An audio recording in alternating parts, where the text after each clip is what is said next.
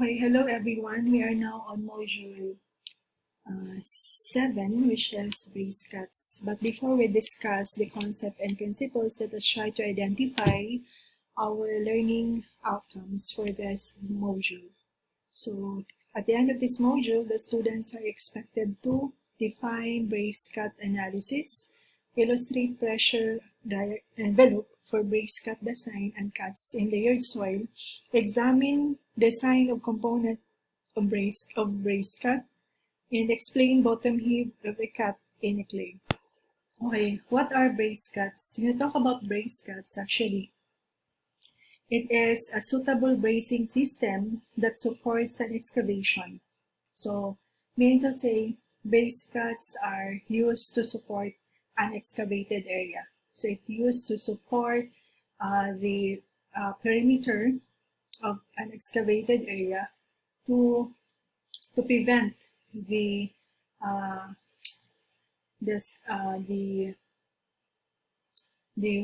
soil from movement within the perimeter. So sometimes construction requires ground excavation with vertical or near vertical faces. For example, basement of building in developed areas or underground transportation facilities at shallow depth below the ground surface. The cut and cover type of construction, for example. The vertical faces of the cuts need to be protected by temporary bracing system to avoid failure that may be accompanied by the considerable settlement or by bearing capacity failure of nearby foundation. So basically, the purpose of brace cuts is why do we have to install brace cuts on excavated area?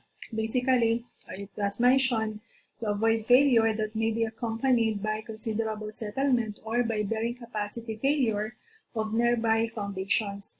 So basically, the purpose of brace cut is to minimize the excavation area, keep the sides of deep excavations stable, and number 3, to ensure that movements of soil will not cause damage to neighboring structures or to utilities in the surrounding ground. So there are types of brace cuts that are commonly used in construction. So what are those? We have the first type is a soldier beam. When talking about soldier beam, we have here an illustration.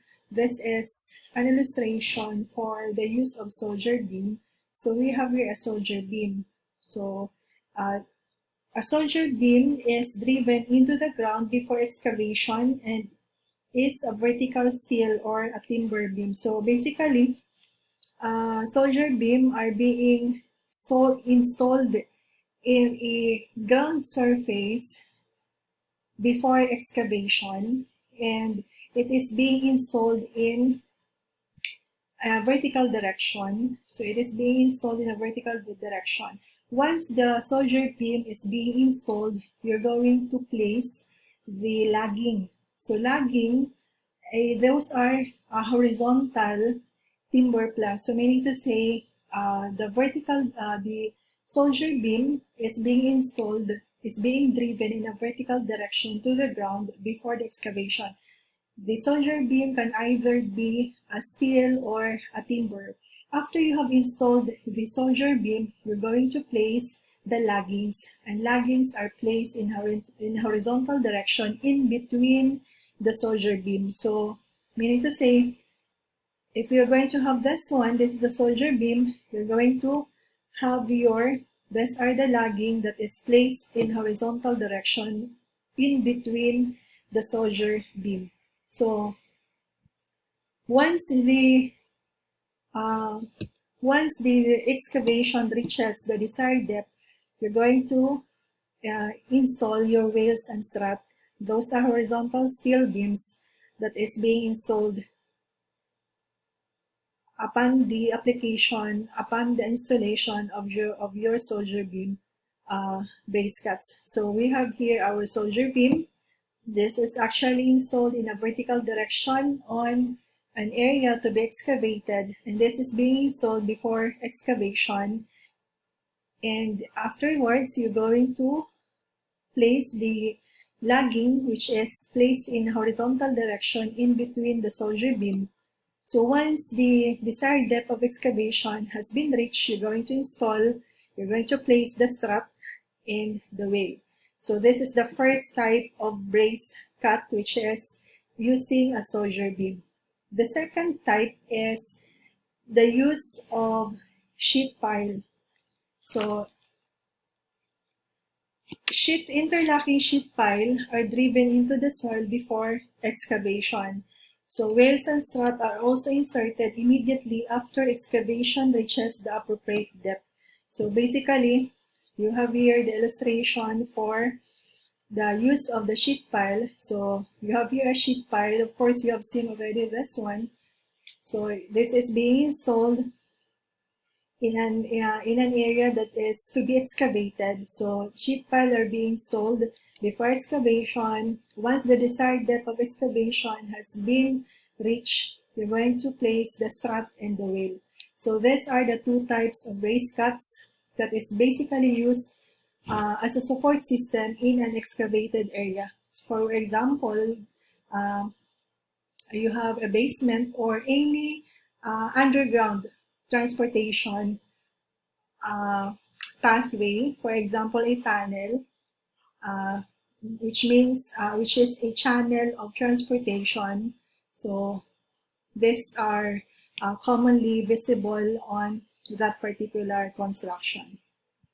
So if you wanted to see the installation of the soldier beam, of a soldier beam brace cuts, you can refer to this video. So pressure envelope for brace cut design. So the lateral earth pressure in a brace cut is dependent on the type of soil, construction method, and the type of equipment used. So the lateral earth pressure changes from place to place. Each strut should be designed for the maximum load to which it may be subjected. Therefore, the brace cuts should be designed using apparent pressure diagrams that are envelopes of all pressure diagrams determined from measured strut load in the field. So basically, pressure envelope for brace cut, the brace cut is subjected to lateral earth pressure, and the lateral earth pressure that is acting on the brace cuts is basically dependent on the type of soil, the construction method, and the type of equipment used during the construction. And lateral earth pressure, basically, it will vary from place to place. So for our strut, it should be designed for a maximum load that it may be subjected. So meaning to say, each strut on the brace cuts should be designed based on the maximum load that it will be subjected to. So we're going to make use of, for the brace cut design, we're going to make use of the apparent pressure diagram that are envelopes of all pressure diagrams determined from measured strut load in the field. So we have here a figure showing the procedure for calculating apparent pressure diagram from measured strut load. So we have here your forces. These are actually forces acting on the strut load. So P1, P2, P3, and P4, those are forces on the strut load. And to compute for our stresses that is produced by the forces on the strut load, we have this formula. Of course, this is the force on the strut load. And of course, our S are the spacing from center to center of the. So we have here our apparent pressure, so denoted by sigma. Since we have 4 strut loads, so we have here 4 apparent pressure. And of course, our S, as mentioned, center to center spacing of the strut. So to compute for the active pressure, you are given with this equation, which is 0.65 of gamma times H, which is the height of the cut, times case of A. Height of the cut, meaning to say the height of the excavated area. And our Rankine active pressure coefficient were given with this equation. Cuts in clay. So of course we know what is cut. When we talk about cuts, meaning to say a portion of the soil that was being removed. So according to Peck, he provides then an envelope of apparent lateral pressure diagram for cuts in soft to medium clay and in stiff clay. The pressure envelope for soft to medium clay, as shown in the figure, is applicable to this condition. So you have here the figure for the apparent pressure for the envelope for cuts in sand. We have the apparent pressure envelope for cuts in soft to medium clay. We have the apparent pressure envelope for cuts in stiff clay. So basically, this is the theory, the concept of Peck. According to him, when the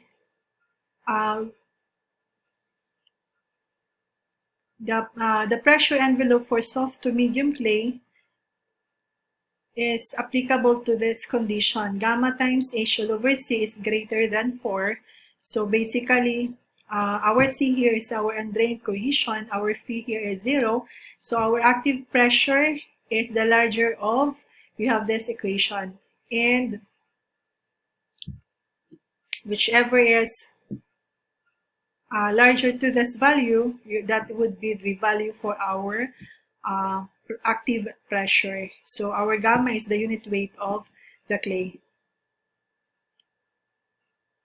The pressure envelope for cuts in stiff clay, as shown in this figure, figure 10.5, according to Peck, the active pressure is equal to this equation with an average of 0.3 gamma times H, and this is applicable to the condition that gamma H over C is less than or equal to 4.